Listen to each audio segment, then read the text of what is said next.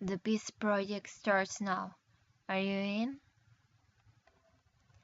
Hello everyone, I hope you are fantastic. Today I'm going to share with you my opinion about the facts that took place in Kosovo between the 1989 and the attack. This is the first part of Kosovo, the gain of power. The violation of the human rights that was promoted by the forces of Milosevic was not focused on the preservation of an identity or the demand of a territory that was the cradle of the Serbian culture. The actual conflict was vital for Milosevic to continue being in power. The political control could be achieved by expelling or destabilizing Kosovo with the excuse of the identity. This fact would end in the territorial control of Kosovo. The very first reject of the Kosovo-Albanian identity was in 1989, by not accepting the autonomy that was recognized by the Constitution of 1974. That would initiate a movement of civil disobedience that would be also a response to the Serbian measures. But it would not be until 1996 when the Kosovo-Albanian would react with violence guided by the Kosovo Liberation Army. This disorganized force faced up to the Serbians, but in a certain way I think that their main goal was to attract international attention so that they would intervene and achieve a permanent presence of the international diplomatic service. That would explain their way of acting, like they were searching to reach a certain number of victims to attract attention. Do you think the same? Why?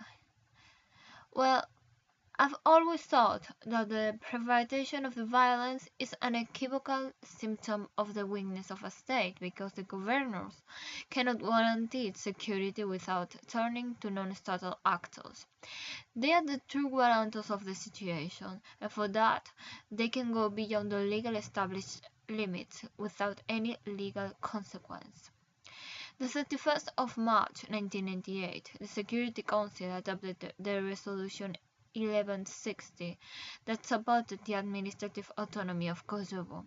Some months later, the 23rd of September, the Council adopted the Resolution 1199 that forced to remove the Serbian security units, to resume the negotiations and to allow the refugees to come back. But they refused, and that is why the NATO threatened with imminent attacks. That situation led to sign an agreement between the NATO and the Organization for Security and Cooperation in Europe.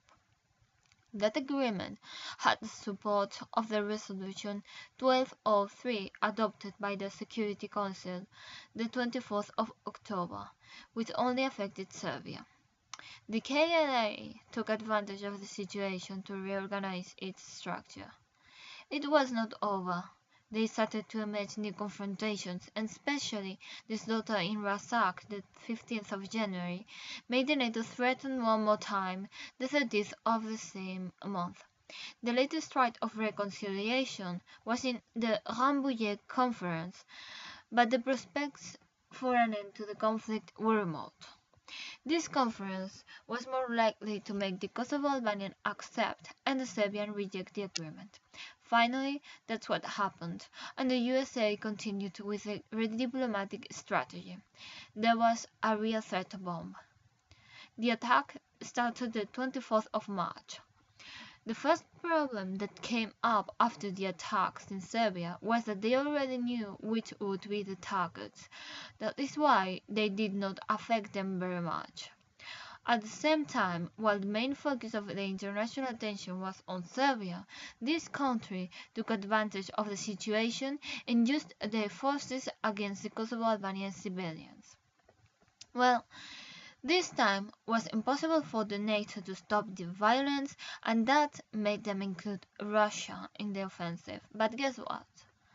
Russia started to collaborate with Serbia.